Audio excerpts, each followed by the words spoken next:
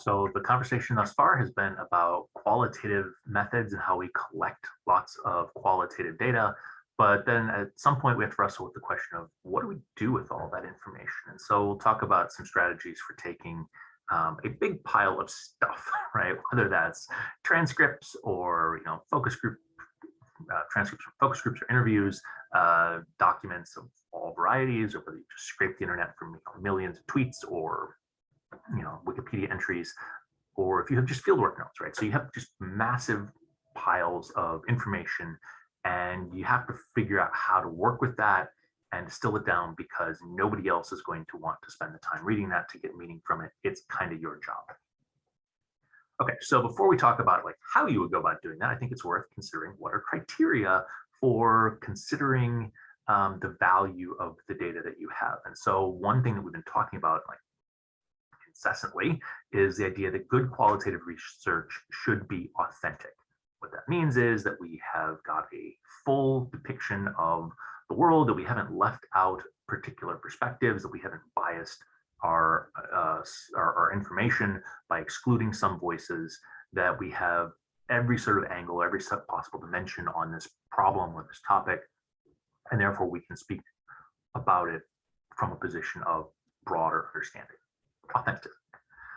We also want our data to be credible, right? And so it's worth having a conversation with yourself whenever you're working with information that someone else gave you. That did that person have a reason to lie to you?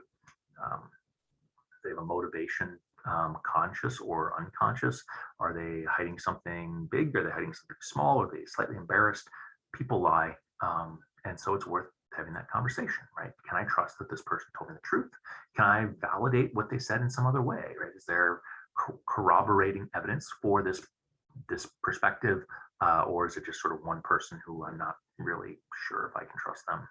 Maybe your data has a credibility issue.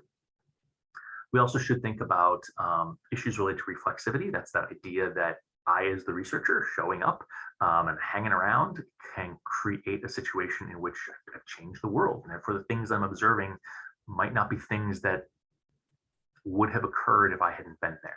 So we can think about that in terms of interviews with prompting, right? When I'm trying to drag information out of people, if I'm using strategies like bait the hook, where I kind of, insinuate that I know what a person is really thinking to try to get them to open up. Well, maybe they're not. Maybe they would never have said what I encouraged them to say. Maybe they never would have gone in that direction if I hadn't been sort of nudging them to talk about a particular topic in the context of my baiting the hook to try to draw information out of them. We could also think about research-induced bias of just the fieldwork context of I'm here and therefore you're changing your behavior to adjust for the fact that I'm here, and therefore have I changed what I've observed in a way that makes it not as useful as I think it should be. So all of these are things to consider when wrestling with the value of the qualitative data that we have assembled. Okay, so you've got this big pile of information and you've gone through it and you've considered, is it credible? Have I missed anything? Is it authentic? I've, had a mental conversation with myself about issues of reflexivity. Now I need to figure out how to turn it into something useful, something shareable. And so one strategy is to sort of treat this like an iterative process.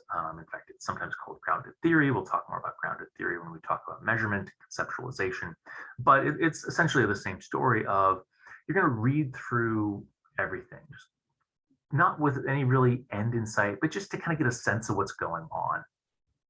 And maybe as you're reading through, you're sort of jotting in a notepad, just themes, patterns, ideas that kind of pop up to you.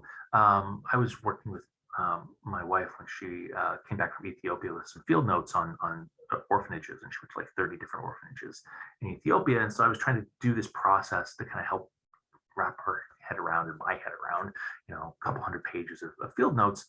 And I was getting things like feels like a home versus feels like a institution. Like that distinction sort of emerged, that there was something she kept commenting on and observing across these 30 different orphanage visits. And so maybe that's something that I didn't necessarily know what I was going to do with that, but I sort of penciled in the margins, like, oh, you're talking about how this one feels like home again. So you've gone through and you've sort of noted all those different sort of themes or patterns or kind of reoccurring ideas. Make a list of those for yourself. Maybe you want to get really creative and get like a colored highlighter system where it's like, every time you talk about something as like a family setting, you get a little pink highlighter, and every time you talk about an institutional setting, you get like an orange highlighter. You can get super elaborate, but the idea is that you then go back and read through this time with those themes and patterns in mind, and you're marking them and you're noting them consciously. And so it might be that the first third of what you read, you weren't paying attention to particular themes. Like I didn't think it was relevant that they were describing these orphanages as institutionally feeling like institutions, because that was sort of what I assumed they would be like. But later on, when I discovered that a lot of them tried to sort of replicate a home environment, suddenly I'm looking back at that first third and paying attention to it in a way I didn't see it the first time. So you're reading through everything with those themes in mind, and you kind of do that process until there's no more themes or major patterns or insights that are emerging from the data. That's kind of the idea, is that as you sort of soak in the data, as you sort of experience all that qualitative information, things sort of pop up and emerge that we note and can pay attention to. And when that stops happening, you can confidently say, I've sort of exhausted the insights that this data can offer to me. Okay, so maybe that's one way of thinking about how to work through large piles of information. Other strategies one might use, you could try memoing. And so the idea with memoing is I'm not going to be able to read through everything. And that's just maybe not an efficient use of my mental energies. But what I can do is I can grab a pile of qualitative data, let's say 50 pages or so, and I can walk across the street to the coffee shop, and I can sit down, I can have a cup of coffee, and I can read those 50 pages. And when I'm done with reading those 50 pages, I'm just going to sit down and I'm going to type up stream of consciousness, start to finish, a 1 to 3 page memo summarizing what I just read. And I'll do that again tomorrow and the day after that. And I'm going to work through my data that way. And then I'm working not with, 1,000 pages, but with 20 of these 1 to 2 page memos. And then I can sit down with my memos and read the memos and be like, oh, these 4 go together, right? These 4 telling kind of a similar kind of thing. And oh, these 2 are going in a completely different direction, right? That's useful to be able to do, to be able to organize a huge swath of information in a way that we can work with. Okay, sometimes folks use exemplary quotes, sort of pick out something and say, wow, I could never have said this better. This is the quintessential sort of example or the quintessential statement of what I'm interested in. Sometimes we talk about these as illustrative of the larger picture. Historians really like this. They'll oftentimes sort of be telling a large story, but they'll begin by, here's like this one person who had this one experience, and this was their comment, and it just like perfectly encapsulates this large story that I'm trying to tell. And so when you find those kind of exemplary quotes or those like really compelling sort of anecdotes, flag them, use them. They can be really helpful for communicating to other people. Some people try to diagram, right? Use maps or charts or sort of organize out what they're seeing in their notes. And so I've looked at a study that was trying to understand how people make determinations about when to access medical care. And so it can be just really fine grained, like individual people, like when do you take your kid into the hospital? And kind of through interviews of that process, you can be like, oh, okay, so fever sort of pivots you this way.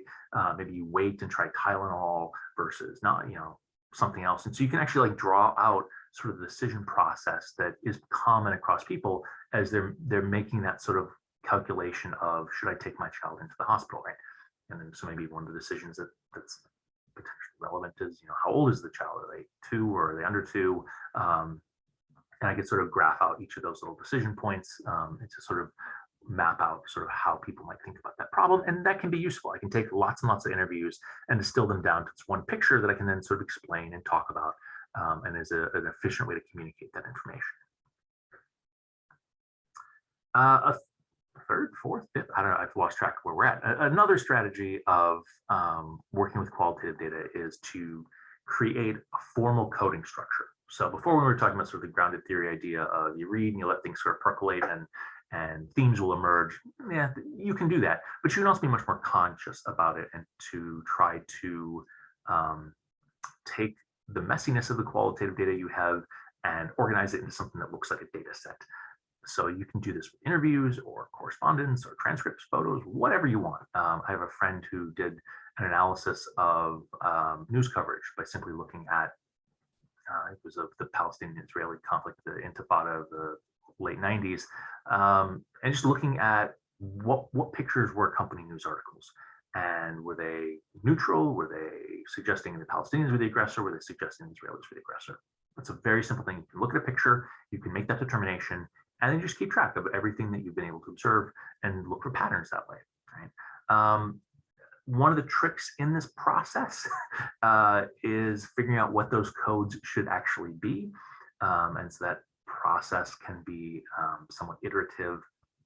Go back through and fix it as you work, where you're going to develop your codes. You may want to accompany those codes with prompts. I worked for a number of years with a project called the Global Ed Project, where we did negotiations with middle school and high school students, and we took the messages that they sent to each other through this sort of electronic messaging system, bad version of email, and we coded them for the kind of negotiation strategies that people were using. So were they being reciprocal? You give me this, I'll give you that. Were they being cooperative? Can't we all work together for the good of the children? And we kind of took those strategies and we said, well, what would be things that would help us to kind of know what strategy is being used? And so we came up with these prompts. These were things that we had seen in the messages that helped to say, this is an indication of an assertive negotiations tactic. You were talking about pushing ahead, that you're persistent. This is what we need to do, right? That tone could be an important part of the assertive message versus conflictual. Give me this or else. I don't think that you're really serious if you're not willing to entertain my perspective, right? That kind of calling somebody out. Right? All those things were kind of useful prompts that would help us say, okay, that's what we mean when we have these codes, when we have these categories. You test your framework, because don't assume with qualitative data that you've figured out the right way to think about that data, because there's always weird situations. We found after an embarrassingly long time that we had missed a couple important categories. For example, just simply asking for basic information. Right? I would like to know what your position is. Is that a negotiation strategy? It is not, but it's something that is really important to flag, we concluded. And so we found that when we did that, a lot of our messages that seemed to have no content in terms of negotiation styles actually were information collection, right? So we added that category in, and you should do that. You should revise your prompts, and that may mean you have to go back and retest to see if it still works. And once you finally worked out all the bugs in the whole system, then you can actually go sit down and code your data and say it should things should fit into these different categories. That can be done by human beings, right? You can train coders to work together in teams, or you can do it all yourself potentially, or you can use computers. And there's been a lot of research lately on how effective computers are at coding qualitative data compared to how well human coders do. And if you have a large enough pool of information to help train your computer algorithms to learn, if you are willing to put in the time and the energy to help sort of work through some of the bugs in how computers process text, you can get results that are as good, if not better, than results that are produced by human coders.